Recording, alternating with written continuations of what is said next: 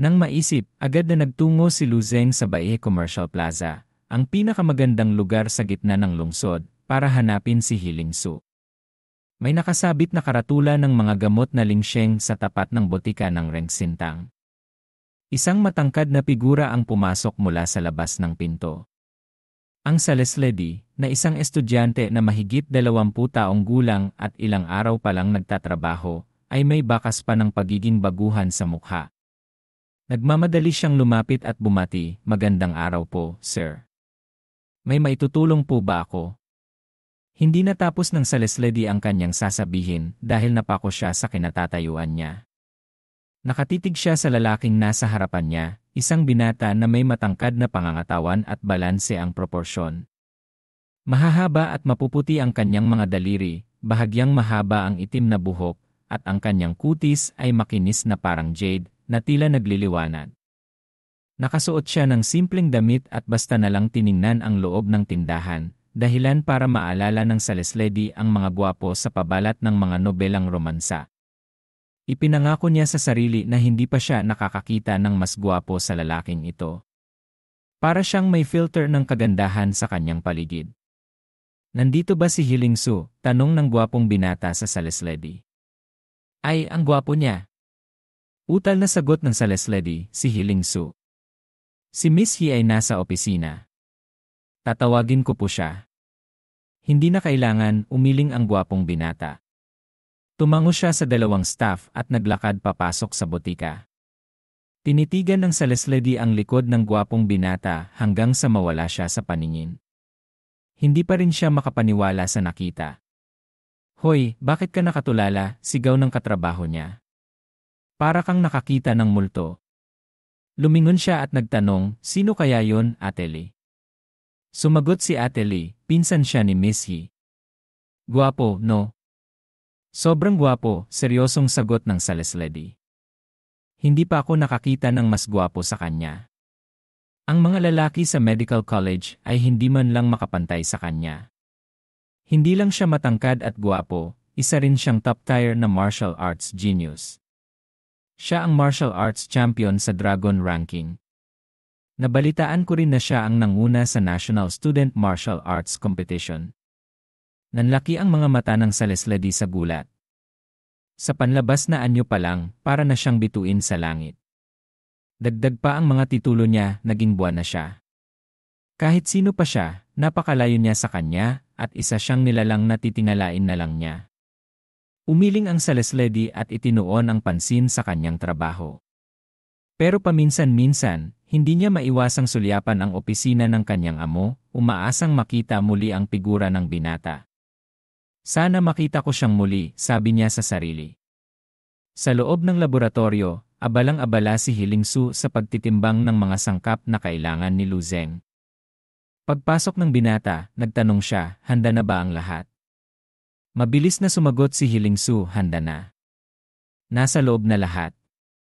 Tumayo lang si Luzeng at itinaas ang kanyang mga kamay. Kusang lumapit ang kanyang magiging asawa na si Hiling Su para isuot sa kanya ang damit ng pharmacist at ang protective mask. "Magaling, malamig na," sabi ng binata. "Nag-aalalang," sabi ni Hiling Su, "may problema na naman sa side ng nanay ko. Kailan mo ako matutulungan?" Malamig na sumagot ang binata, "Sige, pagkatapos kong gawin to, huwag kang mag-alala." Napansin agad ng kanyang magiging asawa na tila mas lumakas ang aura ni Luzeng. Mahigpit niyang kinuyom ang kanyang mga kamay at pinagpawisan. Ang bilis niyang umangat ng martial arts level sa loob ng maikling panahon. Nakakatakot. Sandaling tiningnan ni Luzeng ang laboratorio at sinimulan ang paggawa ng gamot. Sa lakas ng kanyang mental energy, sigurado na mas mataas ang efficiency niya kaysa sa ilang 6th level pharmacist. Mabilis niyang inayos ang mga sangkap at bawat galaw niya ay eksakto at perpekto. "Simulan na natin," sabi niya. Ang high-level refining room sa harap ni Luzeng ay na-upgrade na ni Hiling Su. Naging isang maayos na planta na ito ng gamot. Isang gintong tubo ng gamot ang mabilis na ginawa at inilagay sa harap ni Luzeng. "Tagumpay," sabi niya. Kinuha niya ang isang tubo, sumipsip ng kaunti, at sinabi, "Hindi masama." Ininom niya ang buong tubo. Sa tulong ng kanyang mental energy, walang natirang kahit katiting na gamot. Mabilis na naramdaman ni Lu Zeng ang epekto ng gamot. Isang mainit na daloy ang kumalat sa kanyang katawan, bahagi nito ay naging ki at dugo, bahagi nito ay pumunta sa pagitan ng kanyang noo, at ang isa pang bahagi ay nagtipon sa kanyang dibdib. Ang itlog na kasing laki ng dugo ay dahan-dahang namuo at naglalabas ng maraming kulay na ilaw. Ang ikalawang pagbubuo ng blood pill, sabi ni Lu Zeng. Tiningnan ng binata ang mga gamit na natira at bumulong, nagastos na ako ng daan-daang milyon sa mga sangkap. Kung papalitan ko ang lahat ng cells sa katawan ko ng immortal cells, baka maging astronomical ang halaga. Kinamot ni Lu Zeng ang kanyang baba. Ang negosyo ni Ling Su ay kumikita lang ng bilyon kada taon.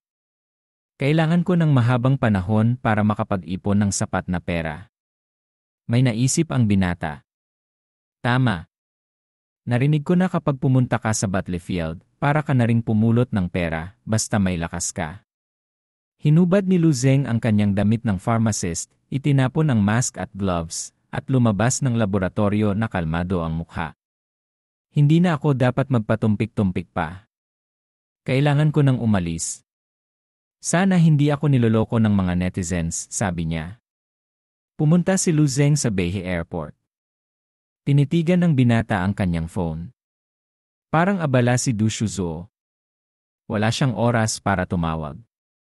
Sabi niya ipapasundo niya ako kina Dong Qingsu at Qin Xiaojun, pero binago niya ang plano. Baka alerto ang frontlines kaya kailangan silang i-recall.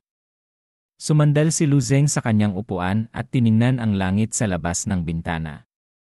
Ang ganda ng tanawin sa harapan ko ay dahil sa mga sundalo na handang magbuwis ng buhay. Kung may pagkakataon akong lumahok sa pagprotekta sa kapayapaang ito, dapat akong magpasalamat. Nalaman niya mula sa system na may maraming mithril at mithril veins sa lalim ng Eastern Military Region na inookupa ng mga halimaw. Kung gusto kong kumita ng malaking pera sa maikling panahon, baka kailangan kong magmina. Dati na rin naman akong nagmina. Naalala ng binata ang pagmimina niya sa Mount Daozao. Sa airport, naghiyawan ang mga eroplano. Isang puting eroplano ang lumapag, at sumunod dito ang isang itim na fighter jet. Tumayo ang mga tao sa waiting room. Isa sa dalawang estudyante ang sumilip sa bintana at sumigaw, "Nandyan na ang eroplano natin." Pero bakit may fighter jet din? Baka may misyon. Tara na.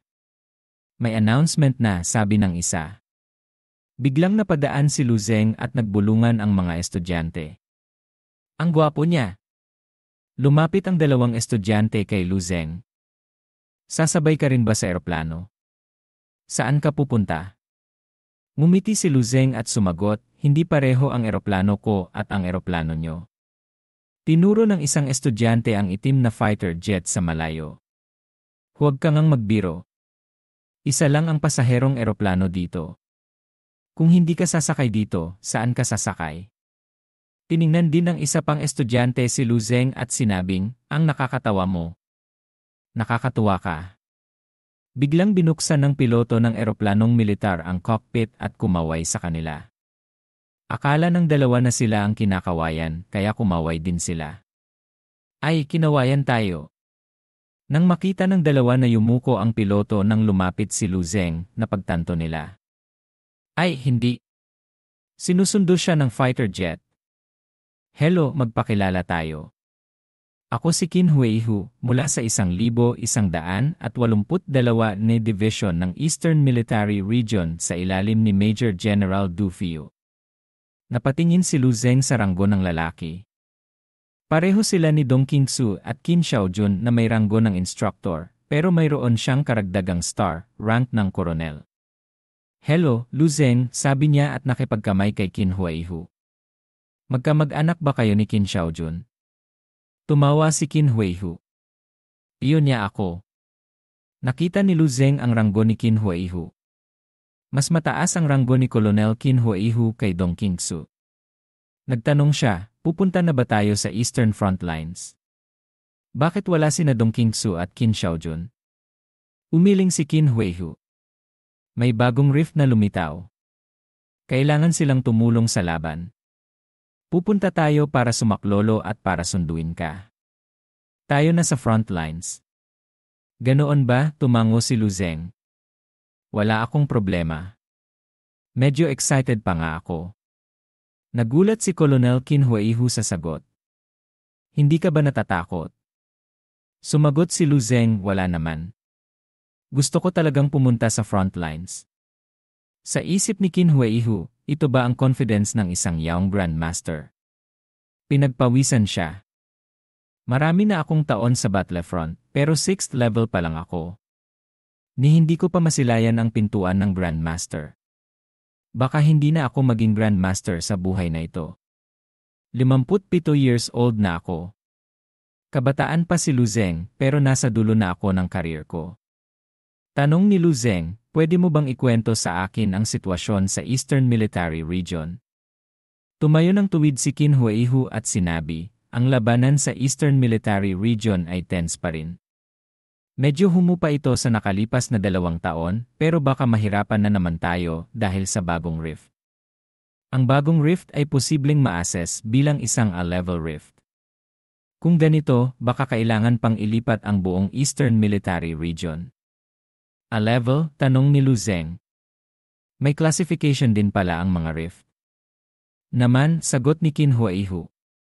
Ang level ng rift ay depende sa laki, dami ng halimaw, at level ng mga halimaw. Ang pinakamababang A-level ay mayroong 5th level na halimaw. Hindi na natin maisip kung gaano kalakas ang nasa ilalim. Ang pinakamalakas ay ang 6th level rift. Sa buong mundo, 9 na 6th level rift pa lang ang natuklasan. Buti na lang walang ganoong rift sa Long Country. Sunod ang S-level, S-level, at A-level. Ano ang A-level rift? Tanong ni Lu Zeng. Sagot ni Qin Huaihu, kahit ang 8th level. Grandmaster ay nanganganib sa A-level rift. Ganoon ba kalakas? Tanong ni Lu Zeng. Paano pa kaya ang A-level, A-level, S-level, at S-level?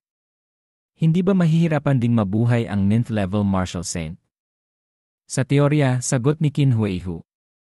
Pero walang Grandmaster o Martial Saint na gustong pumasok sa ilalim ng rift.